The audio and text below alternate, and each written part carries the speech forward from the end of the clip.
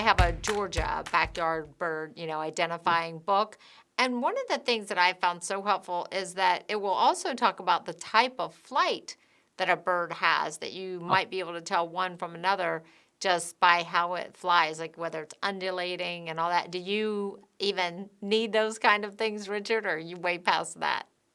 no, no, it's I'd love to say that I'm way past that, but no. Sometimes that really helps. There's other nuances when you're looking at identifying birds and you get further into this. Don't don't worry about having to know all that other stuff. Get your simple field guide. Pick out your 5 or 10 birds in your backyard. That's a good start. Go at it easy. This is not a difficult challenge. Don't make it hard. Just make it enjoyable. But as you get further into it, you can do two things. You see a bird a little further out, and you're not going to see the color. You're not going to pick up binoculars quick enough to get the sight on the bird as it runs by.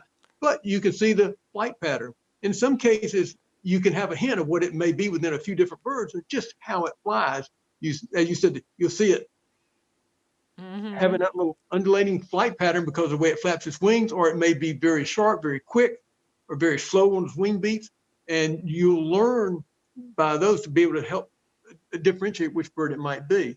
Of course, there's a lot of other things that you probably would want to look at first. And here again, some of the good field guides will point this out early in the front of the book, like the Petersons does. Things like you have that second and a half or 2 seconds, maybe three, to see a bird well. And what do you look at? You have a tendency to try to see the whole bird and then it flies off and you're trying to remember, what did I see? Nothing. But if you train yourself to look at the specifics, what's the bill shape? Is it long and pointy? Is it conical like on a cardinal? And then several, is it short? Is it long? That helps identify the bird. Then you'll look at the patterns on the wing. Is it got big blotches of color on the wing?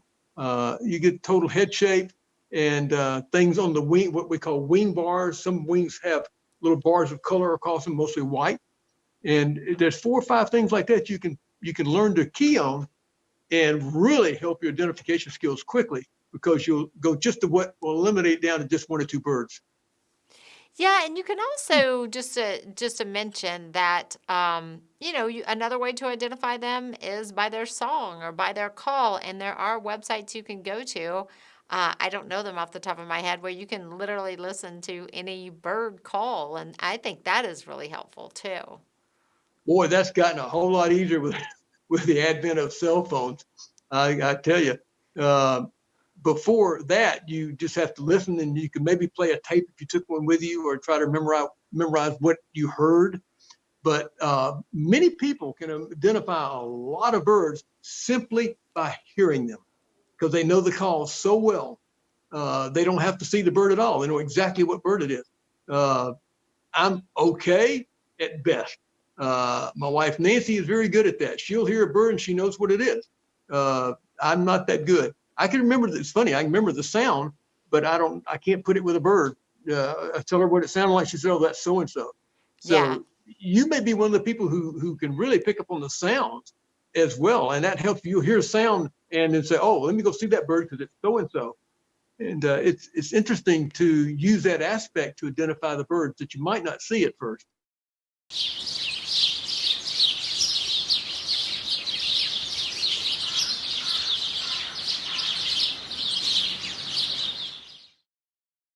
Hello, this is Richard Cole. I want to thank each of you for watching, and I want you to subscribe to our YouTube channel, and don't forget to share it.